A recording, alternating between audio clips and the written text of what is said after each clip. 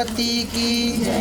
गजाननं भूतगणादिसेवितं कपितजम्बूफलचार्यभक्षणम् उमासुतं शोधविनाशकारकं नमामि विघ्नेश्वरपादपङ्कजं।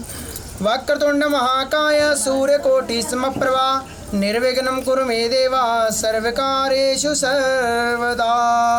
बोलिए गणपति महाराज की। हाथ जोड़ के सारे देवी देवताओं का ध्यान करना है।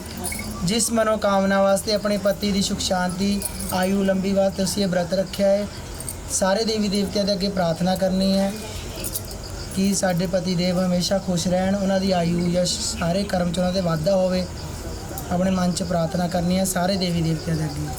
हरे ओम मद्रंगाने विषणुयावदेवद्रास्ते रंगे सुष्टुवागुं सुष्टानो ब्रव्यसे माहि देवाहितंजदायो शतमेन्नु सरदु वान्ति देवा यत्रा नक्षरसन्तानो नामा पुत्रा सुमित्रा पितरो भवन्ति मानो मध्यारे रेखतायर्गन्धो हरिद्रदोरादिति अन्तरिक्षमरिद्रमाता सा पिता सावत्रा विश्वे देवा अदितेः पंचजना अधिर्जामाद्यो शांति अंतरिक्षकुं शान्तिः पृथ्वी शान्तिरापः शान्तिरोषधयः शान्तिः वनस्पतयः शान्तिर्विश्वे देवाः शान्तिर्ब्रह्म शान्तिः सर्वकुं शान्तिः शान्तिरेव शान्तिः सामा शान्तिरेति सुशान्तिर्भवतु। बोलिए सर्व देवी देवताओं की। कथा शुरू। बहुत समय पहले की बात है। एक शाहूकार के 7 बेटे और उनकी एक बहन करवा थी।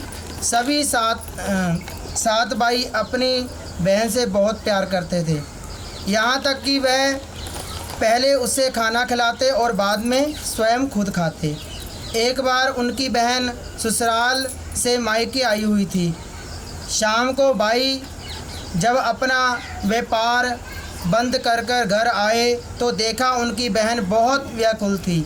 सभी भाई खाना खाने बैठे और अपनी बहन से भी खाने को आग्रह करने लगे, लेकिन बहन ने बताया कि उसका आज करवा चौथ का निर्जल व्रत है और वह खाना सिर्फ चंद्रमा को देखकर उसे अर्घ देकर ही खा सकती है। क्योंकि चंद्रमा अभी तक नहीं निकला, इसलिए वह भूख प्यास से व्याकुल हो उठी। सबसे छोटे भाई को अपनी बहन की हालत देखी नहीं जाती और वह दूर पीपल के पेड़ पर एक दीपक जलाकर छलनी की ओट में रख देता है। दूर से देखने पर वह ऐसा प्रतीत होता है कि जैसे चतुर्थी का चंद्रमा उदित हो रहा है। इसके बाद भाई अपनी बहन को बताता है कि चांद निकल आया है, तुम उसे अर्घ देने के बाद भोजन कर सकती हो। बहन खुशी के मारे सीढ़ियों पर चढ़कर चांद को देखती है, उसे अर्घ देकर खाना खाने बैठ जाती है। वह पहला टुकड़ा मुंह में डालती है तो उसे छींक आ जाती है। दूसरा टुकड़ा मुंह में डालती है तो उसमें बाल निकल आता है और जैसे ही तीसरा टुकड़ा मुंह में डालने की कोशिश करती है तो उसके पति की मृत्यु का समाचार उसे मिलता है।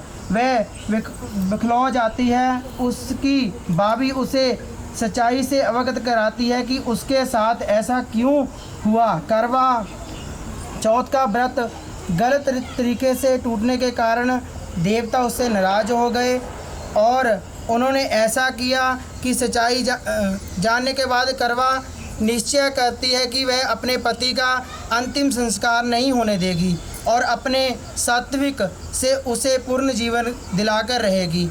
वह पूरे 1 साल तक अपने पति के शव के पास बैठी रहती है, उसकी देखभाल करती है। उसके उपरांत उगने वाली सुईनामा घास को वह एकत्रित करती जाती है। 1 साल बाद फिर करवा चौथ का दिन आता है। उसकी सभी भाभियाँ करवा चौथ का व्रत रखती हैं। जब भाभियाँ उसे आशीर्वाद लेने आती हैं तो वह प्रत्येक भाभी से यम सुई ले लो, पिया सुई दे दो, मुझे भी अपनी जैसी सुहागिन बना दो, ऐसा आग्रह करती है। लेकिन हर बार भाभी उसे अगली भाभी से आग्रह करने का कह चलती है। इस प्रकार जब 6 नंबर की भाभी आती है तो करवा उससे भी यही बात दोहराती है। ये भाभी उससे बताती है कि चूँकि सबसे छोटे भाई की वजह से उसका व्रत टूटा था, अतः उसकी पत्नी में ही शक्ति है कि वह तुम्हारे पति को दोबारा जीवित कर सकती है। इसलिए जब वह आए तो तुम्हें उसे पकड़ लेना, और जब वह तुम्हें पति को जिंदा ना कर दे उसे नहीं छोड़ना। ऐसा कहकर वह चले जाती है।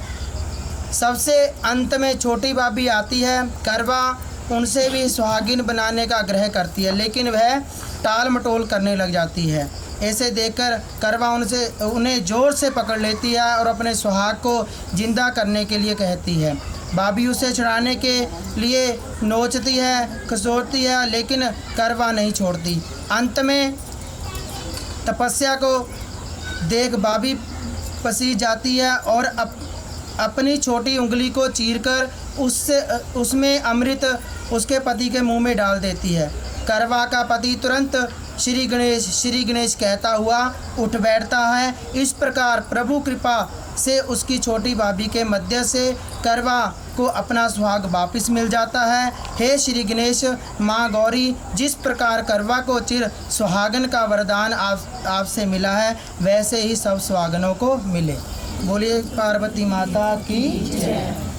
जस्सी वीरा कुड़ी सत्ता भरावां जी कोई भैन सी करवा चौथ का उन्हें वर्त रखा होया सी। भरावां ने कहा आके कि चल भैन तू सवेर की रोटी नहीं खाधी, चल अज वर्त तेरा, ते वो कहती खा लो रोटी खा लो। कहती नहीं भरा जी मैं तो वर्त रखा होया करवा चौथ का, चंद्रमा चढ़ेगा तो फिर ही मैं रोटी खानी है। भरावां ने की किया, जंगल तबेले जाके अग लगा दी, ना लगे छाननी तान के, तो कहते भैन भैन आ जा चंद्रमा चढ़ गया तो तुम रोटी खाओ। आके भैन जो अर्घ देन लगती है तो जो उन्हें अर्घ दिता है तो वो नक चो नस गिर गई। तो वो कहते कि बहुत गलत होया, नीचे आई है तो आके खाना खान लगे। जिसले पहली ग्राही खाधी है तो दूसरा नवाला खाया तो सोहरिया तो फोन आ गया तेरा भड़था समा गया। वो बेचारी रोंदी कर लाँदी उत्थे चलेगी तो गई है जाके अपने जोड़ा आदमी से देखा तो मरिया पिया से, उन्होंने चुक के गोदी च सिर रखा तो सारा दिन वो सूई कसीदा कढ़दी रही सी। वर्त रखा सी करवा चौथ का तो सारा दिन वो सूई कसीदा कढ़दी रही। सूई कसीदा कढ़दी रही, वो जिन्नियां सूइयां उन्हें कढ़ियां सीगियां वो सारियां वो सिर दे विच चुभदियां गईयां। जदों वो घर गई तो उसने जाके अपने भड़था समाए से उन्होंने जाके अपनी गोदी च उसका सिर रखा तो जाके सूइयां पुट्टन लग पई। सारा दिन वो सूइयां पुट्टदी रही, सारा साल उन्हें सूइयां पट्टियां। साल बाद फिर करवा चौथ आया, करवड़े विकने आए गली में। वो अपनी रानी गोली नूं कहंदी कि तू ना इदां कर, इनू गोली नूं सिर च रख, इन्हां दा सिर अपनी गोदी विच रख ते मैं बाहरों करवड़ा रहां। एक लास्ट सूई रह गई सी, तू वो सूई ना पट्टी। तो वो करवड़ा लैन जाती है तो उन्हें की किया, वो सूई पट ली। वो राम राम करता उठ खलोया, रानी सी सो गोली हुई, गोली सी सो रानी हुई। फिर वो करवा फिर उन्हें जो फिर आ गए तो उन्हें क्या रानी सी सो गोली हुई, रानी सी सो गोली हुई, राजा सी सो गोली हुई। वो कहती तू सारा दिन यही गाँदी रहनी है, रानी सी सो गोली हुई, गोली सी सो रानी हुई। तो राजा कहते भी गल की है। मैं कहते मैं बाजार चलिया, तू कुछ लैना? कहती मैंने एक 8 काठ की गुड़िया लिया दो। कहते ठीक है। वो गए बाजार, राजा बाजार गया, उन्हें रानी वास्ते समान समून लिया काफ़ी खरीद के, तो वो वास्ते 8 काठ की गुड़िया आई। वो चरखा चलाती चलाती बोलती रानी सी सो गोली हुई, गोली सी सो रानी हुई। एक दिन राजे ने कहा भी तू ये गल क्यों बोलती हो? कहती राजा जी मैं इदा इदा थोड़ी रानी सीगी, ये मेरी गोली सीगी। तो मैं वर्त रखा सी करवा चौथ का, सारा दिन कसीदा कढ़दी रही सी ते मेरे भरावां ने चंद्रमा चढ़ाता इदा ते तुसीं समा गए सीगे ते मैं तुहाडा सिर अपनी गोदी च रख के सारा साल सूइयां कढ़दी रही। एक सूई रह गई सी पट्टन वाली ते करवड़े साल बाद फिर वर्त आ गया। करवड़ा लैन गली च गई तो इन्हें आंदियां नूं सूई पट्टदी, तुसीं राम राम करदे उठ खलोते। वो कहते अच्छा, कहते चलो कोई नहीं असीं एक सभा बुलाने आ। तो उन्होंने राजे ने एक सभा बुलाई तो फिर जो सभा बुलाई, सभा के उन्होंने एक कलीन विछाया, अपना जो दुशाला विछाते राजियां दे वो विछाया। फिर उन्होंने देख कहते एक ना मटकी लैके तो उन्होंने पहले रानी के सिर के उत्ते चुकाई। तो जो रानी गई ना नांके तो वो जो कलीन विछाया से उन्होंने गलीचा विछाए, वो ना पैर ना बिल्कुल कट्ठा नहीं होया। जो गई ना गोली, फिर उन्होंने गोली के सिर से चुका के रखा। जो वो गई पैदल चलती सी, कहते उन्होंने कहा तुसीं जाओ हुण चुक के। जो वो चुक के गई, वो जो गलीचा सीगा वो सारा ही इकट्ठा हो गया। वो कहते सी ये रानी आ, जिहड़े सभा च बैठे हुए थे मंत्री, उन्होंने कहा यह रानी आ ते यह जिहड़ी आ यह गोली। फिर उन्होंने कहा ये गणपति महाराज जिस तरह सतयुग च बोड़े सी इस तरह ही कलयुग च बोड़ियो। ये थोड़ी कथा सी। बोल सच्चे दरबार की जय।